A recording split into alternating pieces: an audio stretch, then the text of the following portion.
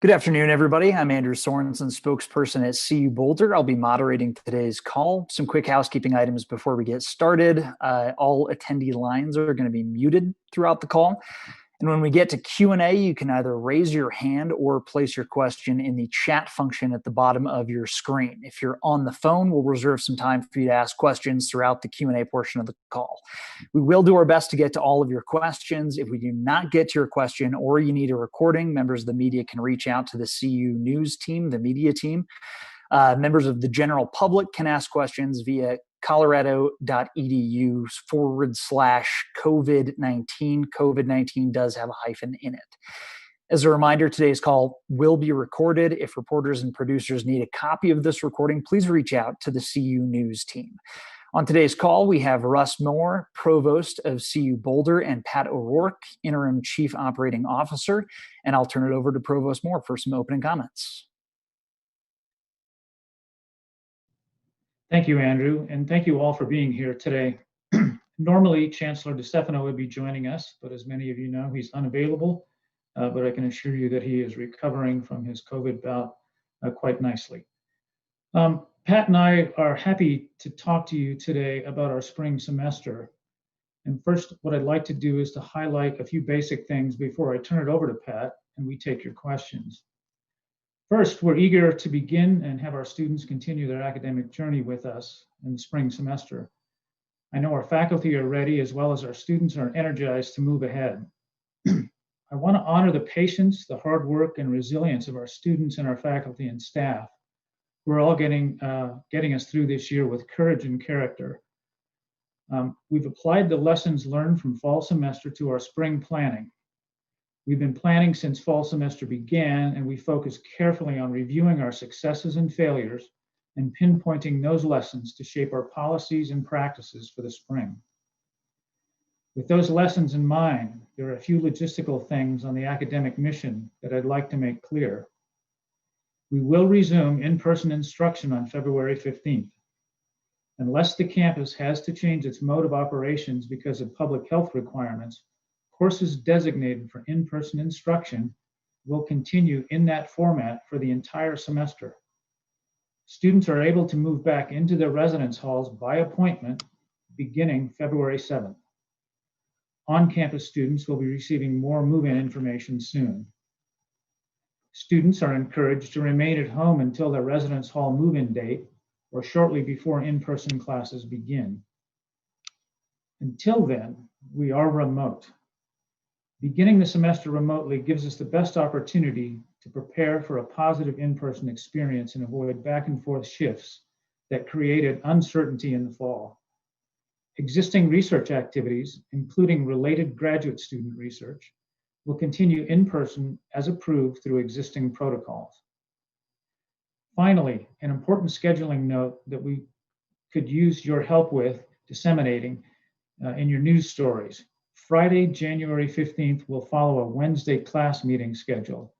That does not include law classes. I just want to restate how grateful we are to the campus and Boulder communities for their partnership, and we're excited to start our new semester here at CU Boulder. With that, I'll turn it over to Pat O'Rourke.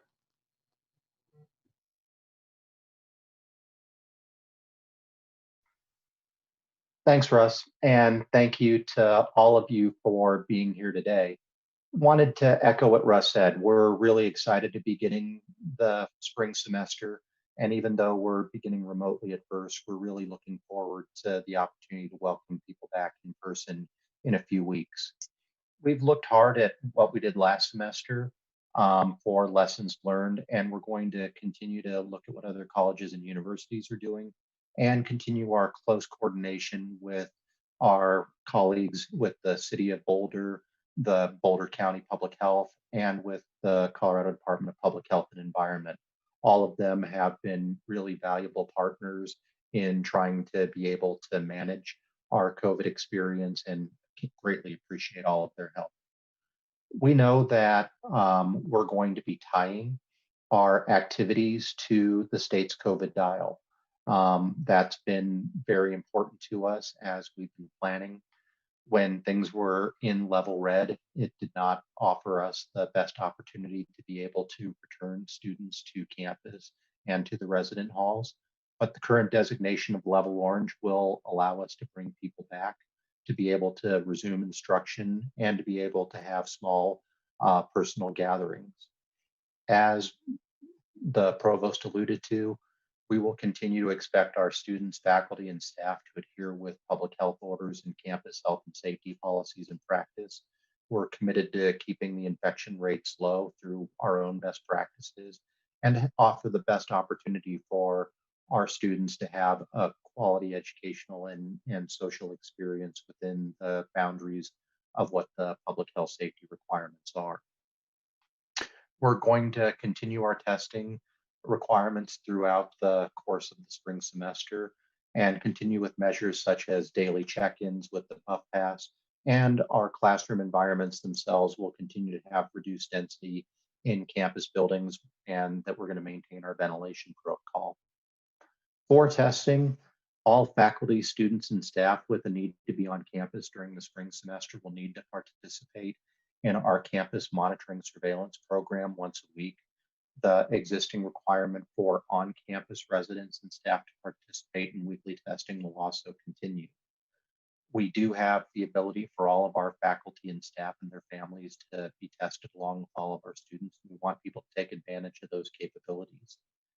Diagnostic testing, contact tracing, and case investigation will continue to be performed at the campus. It's an important part of our public health ability to be able to keep the campus safe and to coordinate with the local public health agencies.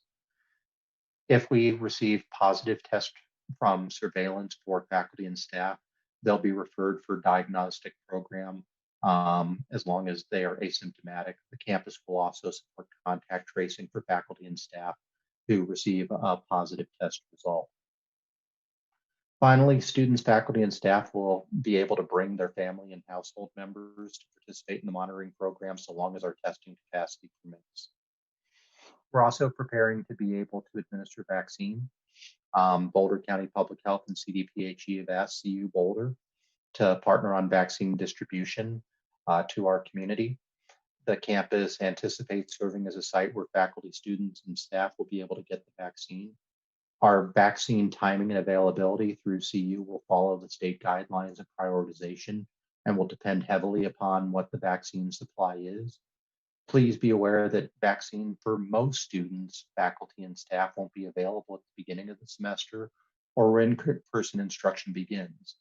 We know this is a topic of major interest to our community and will continue to communicate more information as soon as we have it. We plan on providing regular updates throughout the course of the semester. The COVID-19 weekly update publishes every Thursday in CU Boulder Today, and previous campus updates can be viewed online. There'll be regular campus Q&A sessions via Zoom, and the next one's scheduled for January 19th at 2 p.m. So for that, I'll turn it back to Andrew and be happy to take some of your questions. Thanks for being here. Thank you. We're now going to open it up to the Q&A portion of the call. If you have a question, please raise your hand with the raise hand function at the bottom of your screen, and I will call on you. For those of you who have called into today's call by phone, I will periodically allow some time to answer your questions. Finally, please introduce yourself and your news organizations at the beginning of your question. And with that, we will take our first question. I believe Katie Langford with the Daily Camera was the first to have her hand up. Hi, thanks guys for talking with us today. I was wondering if there are specific new measures that are going to be in place to prevent a surge in cases like what we saw in the fall. So I'll take that answer, Katie, which is we don't have quote, new measures that we're taking. We're continuing a lot of the protocols that we had in the fall, except we will, as I described earlier, be testing our off-campus student population as well as our faculty and staff population more so that we'll be able to address those cases when they arise. We're going to continue our disciplinary stance where we will be addressing any behaviors that are in violation of public health orders. That was a stance that we increased in the fall semester. when the outbreak occurred, and we found that that was successful with the public health agencies and being able to address the surge. But one of the things that was really important was we had not had the structures that were fully in place with the city and with the county to be able to address this. We continue to remain within those structures, and we'll be in a position where we believe that we'll be able to respond more quicker and more effectively if we see a surge in cases due to the solidifying of those relationships last semester. Could you be more specific on what those structures are, Pat? Yep. So we did form a partnership where we formed a response group with the city, the county, and with Boulder County Public Health. That has since morphed into a broader coalition with all of the officials from the surrounding area, and that we have regular briefings and policy discussions with them so that we're in a position to respond and integrate our communications. Okay. Thanks so much for that, Pat. And looks like we've got Paolo Zialcita, I hope I got that right, from, I believe, CPR News. Yeah, you got my name perfect, which is very surprising. Doesn't happen often. Yeah, hi, this is Paolo. I saw a couple days ago that UNC and Greeley just announced that they're going to be offering a full catalog of in-person classes for the fall semester. So I'm wondering, are there specific parameters that will trigger a wider return to normalcy in CU's fall class catalog? Russ, that sounds like one for you. Am I right? Yeah. So basically, as Pat alluded to, we're very, very tied to the state COVID dial. And we're very, now we have a very good relationship with Boulder County Public Health. And I'm optimistic about the fall, but I'm also realistic about what we might be facing in the fall. Again, I think the vaccines provide us cause for optimism for moving forward into the calendar year 2021. That said, that's optimism, and that's not something that we can bank on specifically. We have a limited number of vaccines available to us now. I hope we'll have an unlimited amount of vaccines available to us, but that remains to be seen. There are production issues and distribution issues that we have to grapple with. And until we can really nail those down, I think it's a bit premature to declare definitively what our fall semester will look like. Again, I'm optimistic that we'll be able to provide more robust in-person experiences on campus. But again, we need to be tied to the state COVID dial in partnership with our Boulder County Public Health partners to make sure that first and foremost, we're defending the health and safety of our campus community and the community in which we exist.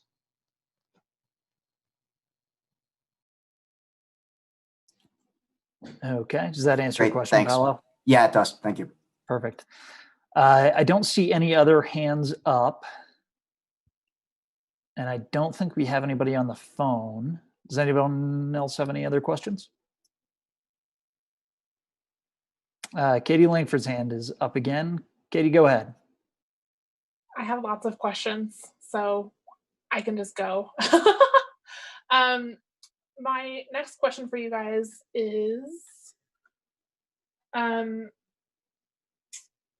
with regards to the expanded surveillance testing, how is that going to be tracked? And do you have a rough idea of how many folks that will apply to? I don't have a precise number who that will apply to. It depends because we're only communicating that for people who have a need to be on campus, including our instructional faculty, staff, and students who will be coming. And that number is certainly not the same as our entire student population. We have large numbers of faculty who are teaching remotely, as well as many of our employees. So it's tough for me to give you an exact number on that page. We are communicating that, and when people come in to be tested, They use their Buff1 cards. That allows us to be able to have knowledge of who's been able to come and get tested, as well as to be able to communicate the results back to them and follow up through our surveillance test or through our contact tracing, and with instructions for health and safety in the event that they've returned a positive test. Will not complying with surveillance testing also be considered a code of conduct violation? Probably not. We would have to look at it. If there is a reason why we would need to mandate that a particular person receive a test, then we would have to address that. But we're working on building out incentives and doing other things. And we're stating it as something that this is an expectation for all of our population, but we're not approaching it in the first instance as a disciplinary measure. Okay, and it is right now for on-campus students, though, right? It is something we were not referring students regularly to the student conduct process. Rather, we work to be able to bring those students who were not testing back into the testing system by targeting communications to them and being able to work with them to bring them in. Okay. And it looks like we do have another question from Paolo. Yeah, I just wanted to ask what the state of on-campus housing is right now. Are there less students, more students? How populated are the dorms? At the moment, they are very sparsely populated. There are a number of our graduate students who remain in graduate student housing throughout the course of the year. We've got a small percentage of students in the residence halls who were unable to return to their communities of origin for various reasons.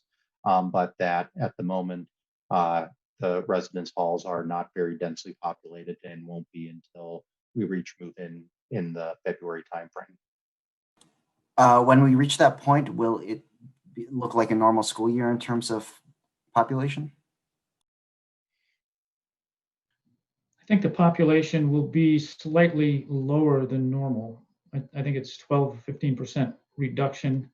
That's partly by design to leave some dorms open for isolation if needed, and also to help reduce density. Perfect, thanks. Okay, thank you so much. And we've got a question here from Janet Orovets, and I believe she's with 9 News. Hi, yes, thank you. Just speaking of what you just said with dorms and isolation, my question was about students who are living in the dorms and test positive. What happens to them and what resources are available to them while they are recovering or sick? I'll take that one. Yes, so the way we did things in the fall, and I think we will continue to do so in the spring, is when we had a student in the dorm who tested positive, we would immediately move them to an isolation space, of course, to get them away from the normal dorm population. And then we would provide in-room dining and resources for them to continue with their studies. So that actually, we had a capacity at one point in the fall of up to 600 isolation beds.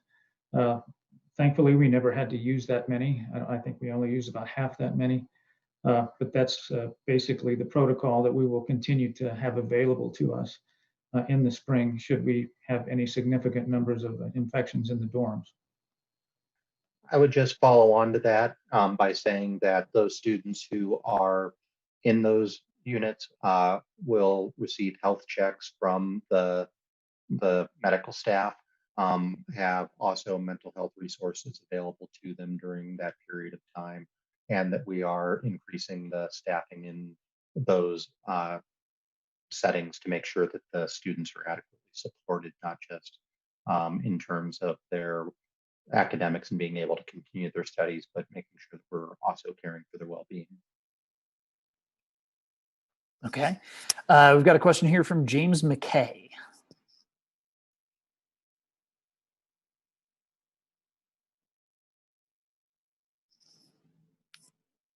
James, hand up. False alarm. Okay, I'm here. Sorry about that. I'm from Emergency Management Magazine, and forgive me if I missed it early on, but could you address a couple of the key lessons learned from this fall semester that you're addressing this go round? Sure. So I think that we learned a couple things that are important. One of the first things we learned is that one of the hardest things for our student community as well as for our faculty and staff was uncertainty, and being shifting from different instructional statuses, different expectations. One of the reasons that we've delayed the start to the spring semester for in-person instruction is to allow things to hopefully stabilize within the community so that we can be in a situation where we'll have more certainty around the expectations that we have for our ability to be able to deliver in-person instruction and to provide for the student, faculty, and staff experience. The other thing that I think we learned during the course of the fall semester is that we had put a lot of attention into the physical safety of the campus. We had invested heavily in being able to have filtration units for the classroom, having PPE, thinking about sanitation, and those worked remarkably well. We don't have any documented cases of classroom transmission of COVID. What we do realize, though, is that we need to not just be thinking about the disease from a physical standpoint, we also need to be thinking about how it affects our populations mentally and socially. We've added additional mental health resources to be able to do that. We're working very hard to think about what the experience that we're providing to our community is so that we're attending to all of the aspects. As I addressed earlier, we also learned the importance of having close collaboration with the public health authorities as well as with the city and county governmental officials so that when we do have increases of disease presence in the community, that we're coordinating our efforts and collaborating on the measures that need to be taken in order to address them, and carrying those structures forward so that we can respond effectively. And then finally, I think that we also learned during the course of the semester about the need for us to be in a place where when there are violations of public health orders to address those quickly and in a fairly aggressive manner to make sure that behaviors that are potential risks to the community don't continue. Russ, other thoughts? No, basically, just to underscore what Pat just said, we did learn a lot about the importance of the social factors for our students, faculty, and staff. So in terms of a lesson learned, I know we've very recently invested in more housing and dining personnel to provide for more dining options, and in doing so in a safe way where it's less dense. But it's incredibly important for students to be able to get together, and it's part of their development on campus. And I think Pat hit most of the big ones. There are also some, I have to really double down on the trying to eliminate as much uncertainty as possible. So last semester, we provided remote teaching opportunities, in-person opportunities, and hybrid opportunities. And I think what students and faculty were looking for is just real certainty in terms of those modes of operation. So in the spring, we're being very clear that if a course is being offered in person, it will be offered in person, and that's the option that faculty and students are signing up for. And we will do our very best to make sure that there's a good amount of consistency throughout the spring semester so that folks can really focus on what they're here for, and that's the campus experience and the academic experience. Thank you so much. Looks like Katie Langford has another question. Yes, I do. What will Boulder do if Boulder County goes back to level red?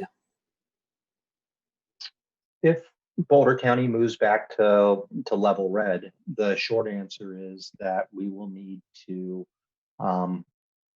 coordinate with the county. We have been abiding by what the requirements are when we are within level red. That would probably change some of our instructional status to have classes that would be in person be remote. Probably the other thing that is most onerous about level red are the personal gathering restrictions and the way that the household has been defined. And we would have to adjust to that. It would be very similar in terms of the expectations as when the orders were issued affecting the 18 to 22-year-old population. And we worked with the county in being able to define the expectations there. We're hopeful that we don't get to level red, but if we do, we'll be prepared to shift status as well. As a quick follow-up question, is there any uncertainty with that given the fact that the state shifted Boulder and so many other counties down to orange despite them not quite meeting that criteria on the COVID dial? We're unclear currently about what exactly might shift a county back to level red. There are still counties throughout the Denver metro area that their infection rates would be significantly above what would qualify for level red. We're trying to get some clarity from the officials about what they would see that would result in that type of shift so that we can be prepared. But we don't have a absolute insight into that right now.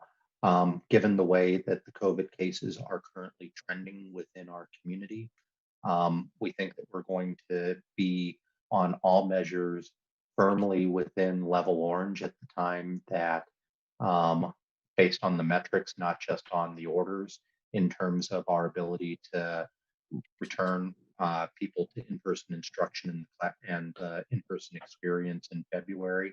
And we'll keep working with the county on if we see a reversal in those infection rates to be prepared for any shifts in status that might occur. And those are state officials that you're working with, Pat? We're mainly working with the county, Okay. and the county is then working with the state. We are interacting with the state, but those determinants about level shifts are done at the county-wide level. So they're the primary interaction. Okay, and it looks like we're getting close to when we need to wrap this up for today. We hope today's session has provided the information you need for your news coverage. If you need to send any follow-up questions, we will do our best to get back to you today. Please note, depending on the volume we receive, we may not be able to answer all follow-up questions today. We do have updates we've published on our website about the change to the spring semester, and we hope that you follow along there. Thank you very much, everyone, for joining us. We will now end the call. Thanks, everybody. Thank you.